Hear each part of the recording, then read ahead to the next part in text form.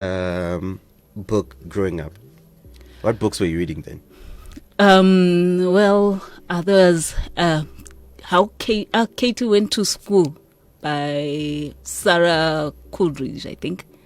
Yeah, so it was a series about a girl who goes to boarding school and her experiences there and what she did after school. And also, the Enid Blytons and surprisingly, my favorite Shona novel was Makunungunu Maoza Moyo. That's a lovely book. I just love That's a that lovely book. You see, there's something about Shonen literature that is just something else. So, did you at any point now get over there? Because obviously you were using it,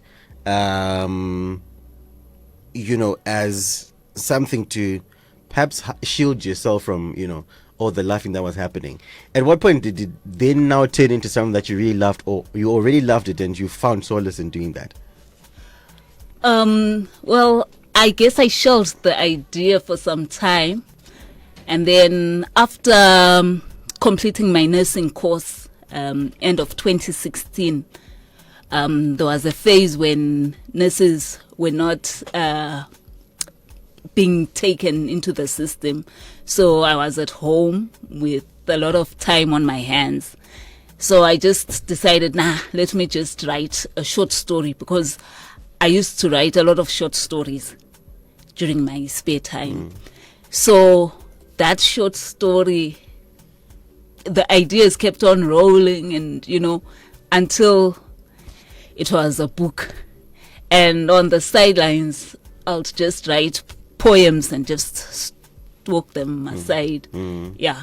So after sharing these with my family, they actually encouraged me, and they were happy. And these poems are actually good. You should compile them and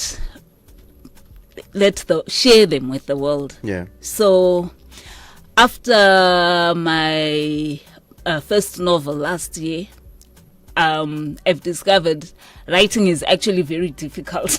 Yeah. It's easy when it's the first book, because maybe you don't know what you're going to go through and stuff. But then when you're now planning on a second novel, you need to think of a storyline that will be more exciting than the previous one. Of course. So it becomes very, very difficult. So that's when I decided, for now, let me put writing a novel aside. Let me go back to my poems and see how I can group them and maybe write an anthology. So I did a bit of research, and for one to have an anthology, you need at least 25 poems. So that means 25 poems with a similar theme. That's a lot of poems. Sheesh. I can't even write one, and let alone 25. But how hard is it to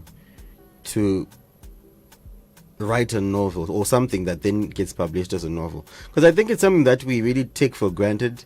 When I'm holding a copy of a novel, I'm like, okay, let me write this and this, but it's really, really hard, because you've got characters in there, you've got settings in there, so you have to basically develop a whole world in there that is synchronized. How hard is it?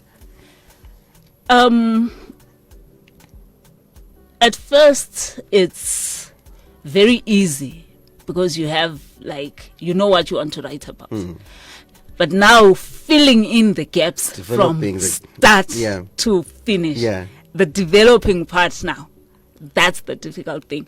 Because with me, I can just have an idea, right? I want to write about a girl who travels from the rural areas. She goes to town. She becomes a big somebody and goes back to her village, uplifts everyone. But now to develop the story, that's the hard part. That's the hard part. And how long does it take then to develop your story? And is that the initial process, whereby soon after, like you're saying, you have your story, but now you need to develop it? How long does it take? I guess it differs with people. For example, it took me, I think, almost a year to actually finish the book. Wow. And then about 3-4 months to get it published. 3-4 months and a year. So that's like what, a year? That's almost a year and a half. A year and a half. Yeah. Just trying to make it work. Sheesh. Because, you read, nah, this is not working out. And then you have to start again. And then you think of something else and then you think, where am I supposed to fit this part of the story? So, yeah, it takes a bit of time. Ish. Interesting stuff. So, sounds of the African drum. But also before that, I also wanted to understand the difference now in terms of creativity when you are writing poems as opposed to when you are writing something as a novel. Is there like a huge difference in terms of how you create that? Yeah, there is. For me, writing poems almost comes naturally. Right. I can just get inspiration from anything. I see a picture in a book and words just come to mind. I can hear a conversation and words come to mind. So I can actually write 3 or 4 poems in one go. Yeah. Wow. That's interesting. That's really interesting. So, Sounds of the African Drum. What inspired this anthology? When I first started seriously writing poems, I think my first poem was on Africa Day. And it was to celebrate being African. So after that, I've been trying to make sure that every 25th of May, I write something dedicated to Africa Day. So that's where I got the inspiration to just compile a book just dedicated to Africa and to being African. I understand this is going to come out officially later in the year. So you're still in the process of actually getting the poems together? Yes. Ash? Yeah. Yeah. Now I'm thinking again about being an author there. I'm like, hey, if it's going to be this hard, then might want to sit it out. But either way, Sounds of the African Drum. I am spoiled for choice when it comes to choosing which ones we're going to be using. But either way, I bumped into the curse and it really, really struck me. So we'll perhaps get an appreciation of the curse. And after that, we speak a bit about it. It reads, The Curse. Africa, wild, untamed Africa, you whose beauty and innocence is untainted, you whose splendor is unmatched. Africa, oh my Africa. Africa, wild, untamed Africa, with your hidden secrets, with a mystery understood by those long gone. Africa, oh my Africa. Our forefathers, yes, men and women of little knowledge, forever gone, never to return, to my beautiful Africa. Secrets of the land, now forever lost. All that remains are bits and pieces of what used to be, of what might have been. We know not your worth, we perceive not your mystical grandeur, we appreciate not your unique simplicity. Brainwashed into believing, not in ourselves and not in you, made to accept that no good can ever come out of you, my beautiful Africa. I cry with you, Africa. I cry for you, Africa. I cry for your children, who unknowingly shun and ridicule you, Africa. That is the curse of not knowing your value and priceless worth. Beautiful, amazing Africa. Wow. It's a beautiful piece. It's really a beautiful piece, and so much is gonna. You see now, the thing with poetry is, you really need to listen for you to understand. Exactly. It's really a fine art where you need to really understand to appreciate it. I got my interpretation, but let me hear it from you. What the curse really is all about. Well, the curse is that we don't believe in ourselves. If you compare the African continent to Europe or even Asia, those people have so much pride in being Europeans, right, being Americans, being Asians. But for Africa, we somewhat shun our origins. So much so that most people who relocate quickly want to also change their citizenship. But it's very rare for you to have an American or a European who comes to stay in Africa and changes their citizenship. But how many people do you know who have gone to America and they've changed their citizenship? They've gone to the UK and so forth. So I think somehow we don't have that sense of pride of being Africans. Yeah. So that is the curse of Africa. It's really sad, what we go through. There's a part that says, with your hidden secrets, with the mystery understood by those long gone.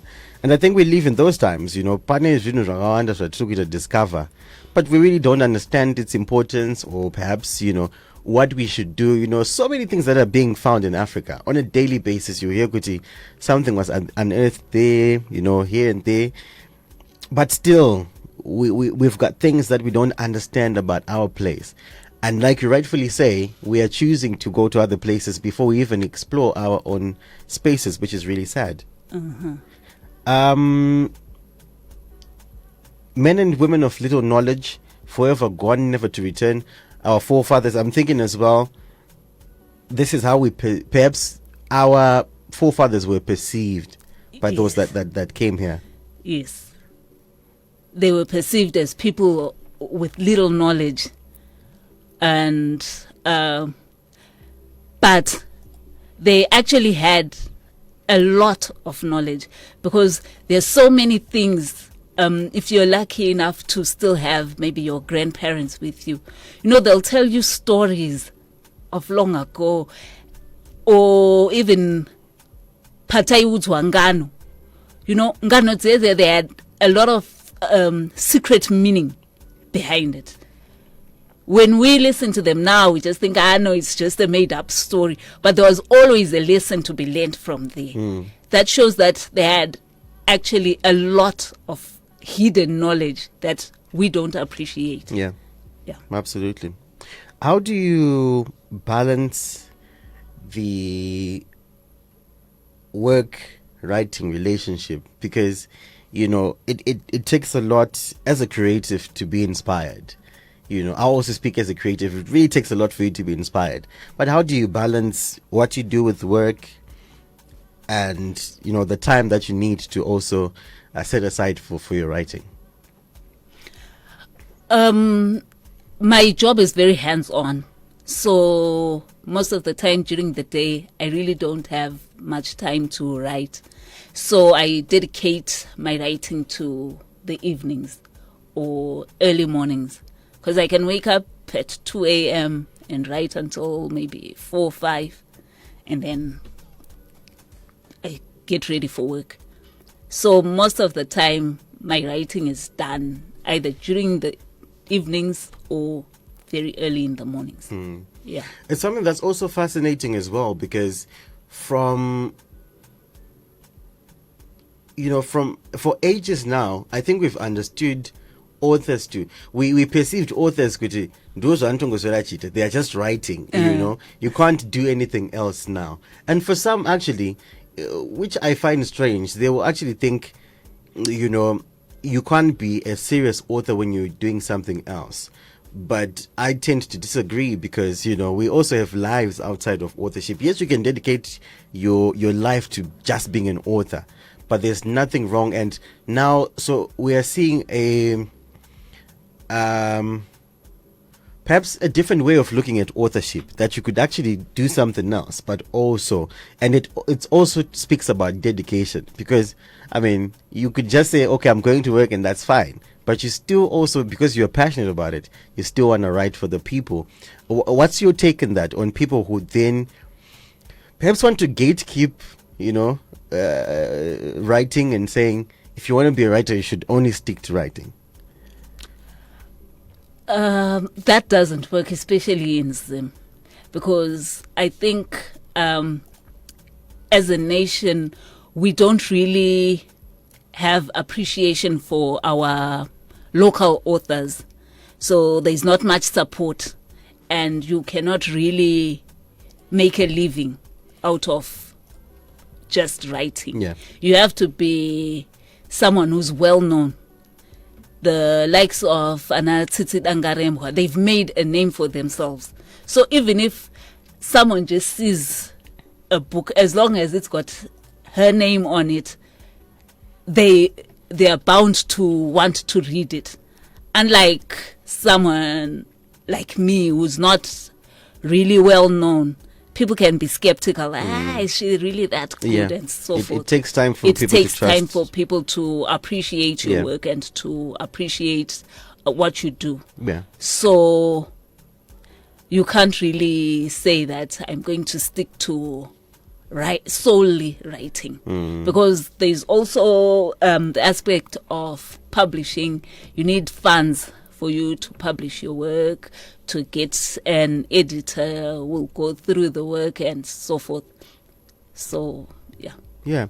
Speaking of that, I actually wanted to also speak about the setbacks, which I think you've touched on some of them. You know, the whole idea of, you know, it being a long-term investment in terms of people then beginning to appreciate your work, the idea of funding. But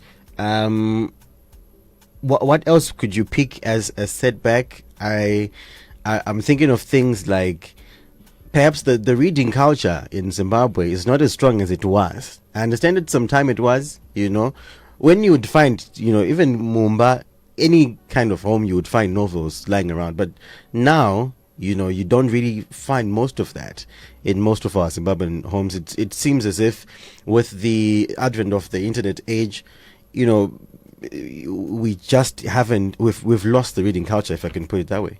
Yeah, that's very true.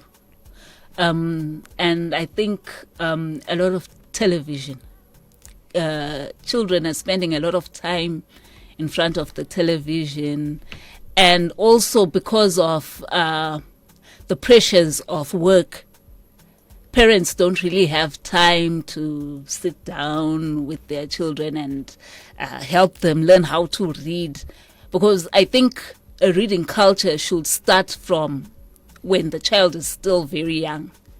You know, with the picture books, you make that child appreciate books, and slowly they get to learn how to read and stuff. So because of a lot of work pressures and stuff, people don't have that time. Because sometimes you come from work, you're already tired, or you've brought work from work and you've brought it home, and you have to try and get it done before the next morning. So you'd rather go and watch TV, leave me alone. So that is also a setback. That's interesting. Yeah. Someone on the WhatsApp platform says, how best can you write African poetry without sounding like a racist? You're taking that. That's funny. That's really funny to me. Not in the idea of, you know, this message, but, you know, in the appreciation of African art as well. Because it sounds like that in the times we live in, it sounds like that when you appreciate, you know, your Africanness through your writing. But you answer that. Let's hear your sentiments in that. I think, you know, you can just write about the beauty of the land, you're not being racist in any way by talking about Mount Kilimanjaro, by talking about the Victoria Falls. You're just appreciating the beauty of Africa and being African. Yeah. Without actually, disrespecting other races.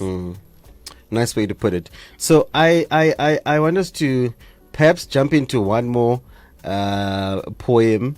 I'm loving Beautiful Africa because of what it talks about, and so we'll jump into this one and perhaps speak more about it as well. It reads, Beautiful Africa. Africa, beautiful, magnificent Africa. A land of vibrant color and splendor. Welcome to beautiful Africa. Africa, beautiful Africa. Come paint me, Africa. Come paint me beautiful. Show me the unmatched beauty of Africa. My Africa with beautiful faces, dripping silky chocolate melanin skin, and coily short hair, and musical clicks whenever we speak. Yes, that is my Africa. Come, let's climb the rocky grey mass known as Table Mountain, with dotted patches of green flora sprouting up, a symbol of life in beautiful Africa. Take a glimpse of the amazing artwork by the Kalahari Bushmen, pure and untainted mastery, revealing the way of life in long ago Africa. Let your feet bask in the soft toffee and buttery colored sands of the Namib, with its sparse leafless trees scattered about, and beautiful Africa. Come along. The journey has just but begun. Come and see the architectural beauty of the great Zimbabwe monuments, that is the magical beauty of Africa. Listen to the thunderous bellowing of Mosi Oatunya as she falls and rises majestically like the queen that she is. Take a refreshing swim in the blue-green waters of the Mozambique Islands, or would you rather dive into the deep, clear waters hidden between the rugged mountain backdrop of the Rift Valley that is Lake Malawi?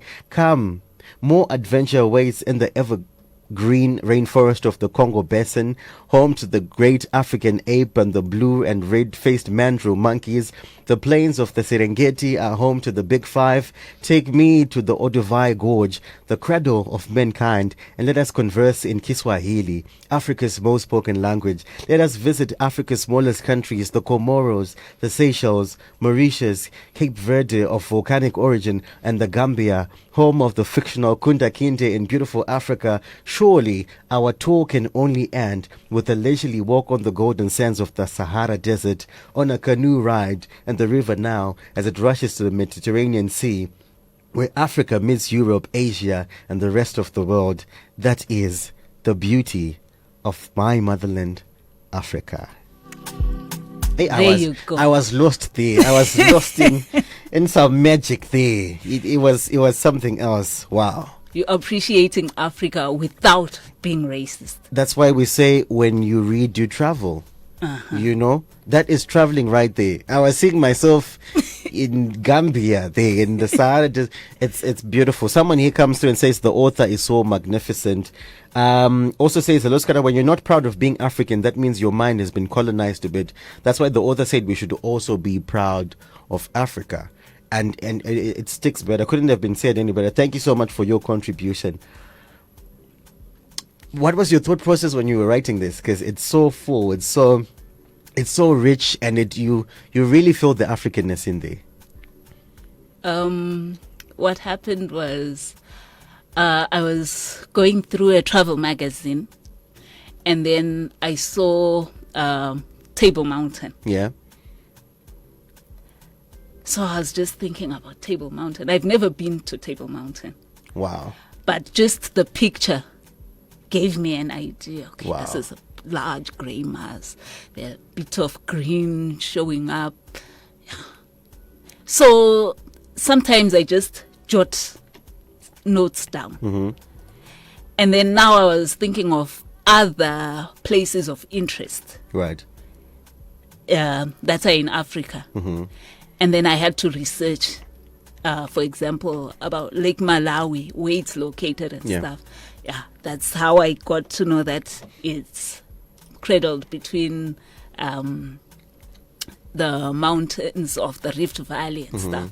So those bits of information are what I then sit down with and start writing. I think it's another important attribute of an author as well, the idea of research and how you should know what you're talking about, because you can't write without understanding, what you're writing about. And so when you say, you had to research all of these things, I think it really makes you a complete artist as well. And that's super brilliant. Anzi Munyori Manyama na maita mipa Kambuzuma. Hi Q and Yvonne, I love her work already. How can we get in touch with her and buy her novel? This is Kuzi in Islay. So yeah, Web of Flies, perhaps, or perhaps you're speaking about this anthology, but he says novel, so I want to believe it's your first novel. Where do people find that? Innovate Bookstore along George Silundika, and then they can also contact me on my Facebook page as well as on Instagram, and then we can always make arrangements on how I can deliver the book to them. Awesome. On what are the names on Facebook and Instagram? It's just Facebook, it's Yvonne ndove, and then Instagram, it's Nes Author. Nes Author. How do you spell that? NURSE AUTHOR. Oh, literally Nurse Author. Yes. Ah, nice. We like that. Yvonne, thank you so much for your time. I thoroughly enjoyed this. And we hope to see more of your work out there. And, when people appreciate it like this, it really shows that, there's something there that people really want to continue enjoying. Thank you so much for your time. Thank you so much for having me. I'm really tempted for one more because I'm tempted, so I'll do it either way. This one is When Africa Speaks. Never assume that loud is strong or that silence is weak and wrong. For in Africa, the lion's silence is a warning that signals violence. It's not the roar that speaks of danger, but the quiet calm in the midst of anger. A silence that commands the utmost respect, a strength that puts all others in retrospect. Africa speaks in many tongues, in whispers, melodies, and songs, a voice that echoes through the ages, a message that's handed down for all stages. There's a rhythm in the beating of the drums, a language where all voices become one, a harmony in the gentle breeze that rustles through the ancient trees. So listen closely when Africa speaks, for wisdom speaks to all who seek the lessons taught by nature's hand, the truth that lies within the land. And never forget the words of the wise that teach of strength and silence lies, for it's the lion's silence that signals danger, not its roar. For I only speak when it's time to speak in measure. Capital 100.4 FM. Harare's heartbeat.